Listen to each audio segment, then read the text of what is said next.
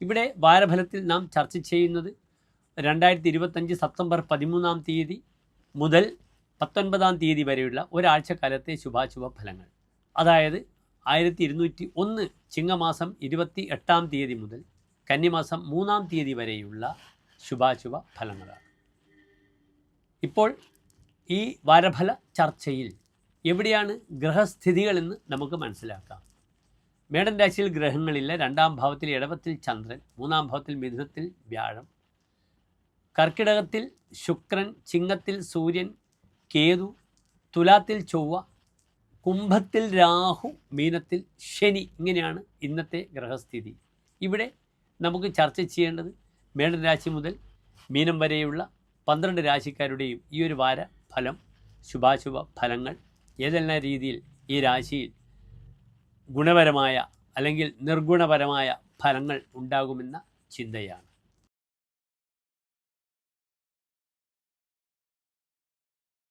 പുണർദം നക്ഷത്രത്തിൻ്റെ അവസാനത്തെ 15 നാഴിക പൂയം, ആയില്യം നക്ഷത്രങ്ങൾ വരുന്ന 2 നക്ഷത്ര സമൂഹമാകുന്നു കർക്കിടകം രാശി.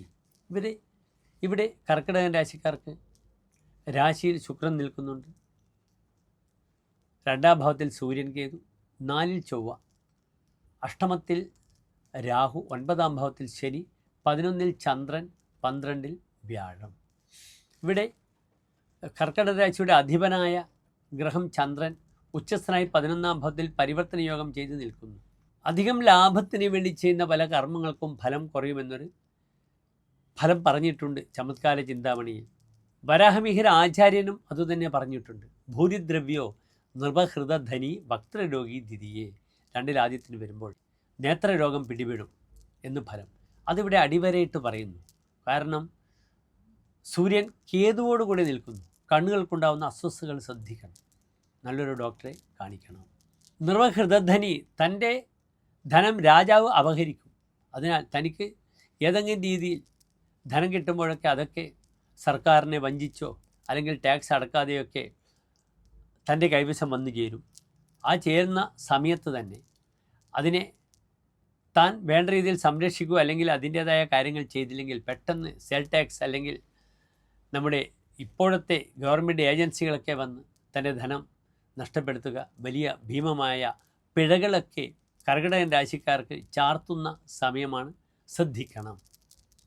ഇവിടെ ലഗ്നത്തിൽ ശുക്രൻ നിൽക്കുമ്പോഴും പലപ്പോഴും തൻ്റെ വരവിനേക്കാളും തനിക്ക് ചെലവ് വരിക, വരവ് അറിയാതെ വലിയ കടം വാങ്ങുക, ധനം വാങ്ങി അതിൻ്റെ പേരിൽ പിന്നെ അതിനെ പിറകെ നടന്ന് പലിശയുടെ പലിശയും ഒക്കെ കൊടുത്ത് കുറേ ബുദ്ധിമുട്ടുകൾക്ക് സാഹചര്യം സംഭവിക്കുന്ന സമയമാണ്. ഭാഗ്യാധിപനായ ഗ്രഹം 12-ലാണ് വ്യാഴം. പലപ്പോഴും പല കാര്യങ്ങളിലും തനിക്ക് കോംപ്രമൈസ് ചെയ്യാതെ തൻ്റേതായ താന്തോന്നിത്വം പ്രകടിപ്പിക്കും. കലഹ എന്നാണ് 12-ൽ വ്യാഴം ഫലം പറഞ്ഞിരിക്കുന്നത്. 12-ൽ നിൽക്കുന്ന വ്യാഴം വരുമ്പോൾ കലഹ, മൂർഖ സ്വഭാവം പ്രകടിപ്പിക്കും. താൻ പലപ്പോഴും അഭിമാനത്തോടുകൂടി പേരിനും പ്രശസ്തിക്കും കാശ് എറിഞ്ഞ് ആ ധനം നഷ്ടപ്പെടുന്നൊരു വാരമായിരിക്കും ഇത്. തനിക്ക് പേര് കിട്ടാൻ വേണ്ടി പെട്ടെന്ന് അവിചാരിതമായി തോന്നും, അങ്ങനെ ധനം അതിനെ ഇറക്കും. പക്ഷെ തനിക്ക് പേരുണ്ടാവില്ല, തൻ്റെ പേരെവിടെയും ഉണ്ടാകില്ല. മറ്റുള്ളവർ തൻ്റെ പേരും പ്രശസ്തിയും കൊണ്ടുപോകും. ഇങ്ങനെയുള്ള ഒരു വാരമാണിത്. അതിനാൽ ആ വിഷയത്തിൽ ജാഗ്രത പാലിക്കണം.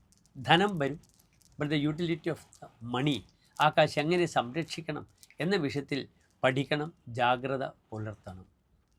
പലപ്പോഴും ദാമ്പത്യം അത്ര സുഖകരമായിരിക്കില്ല. ദാമ്പത്യ വിഷയത്തിൽ പ്രബലമായ വികാരങ്ങളും വിക്ഷോഭങ്ങളും സംഭവിക്കുന്ന സമയമാണ്. പ്രബലമത ശോകസ്യ ശശിഭ്യ എന്നാണ്.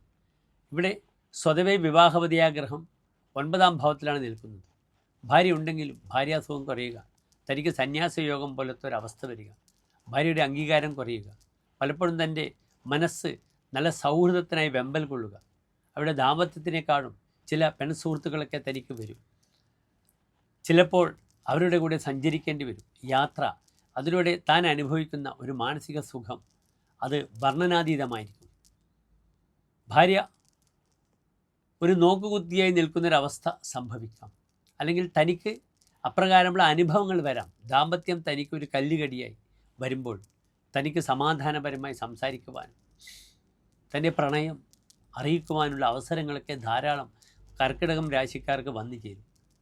എന്തു വന്നാലും സുഹൃത്തുക്കൾ അല്ലെങ്കിൽ പുനർവിവാഹം ചിന്തിക്കുന്നവർക്കൊക്കെ തന്നെ ധീരമായ തീരുമാനങ്ങൾ എടുക്കാം. ഇവിടെ നിർബന്ധമായും സർപ്പപ്രീതി ചെയ്യുക. കണ്ണുകളെയും വയറിനെയും ശ്രദ്ധിക്കണം. പ്രത്യേകിച്ച് ആയില്യം നക്ഷത്രക്കാർ. അടുത്തുള്ള സർപ്പസങ്കേതത്തിൽ ആയില്യപൂജ, സർപ്പബലി കർക്കിടകൻ രാശിക്കാർക്ക് ചെയ്യാം. പിന്നെ പതിവായി ഞാൻ പറയാറുണ്ട്, വിഷ്ണു സഹസ്രനാമവും നാരായണ കവചവും 2026 ജൂൺ മാസം വരെ കർക്കിടകൻ രാശിക്കാർ ചെയ്തേ മതിയാവുകയുള്ളൂ. അവർക്ക് വ്യാഴം 12-ലാണ്. മറ്റ് വലിയ ബുദ്ധിമുട്ടുകളില്ലാതെ ഓരോ കാര്യങ്ങളും നീങ്ങുക.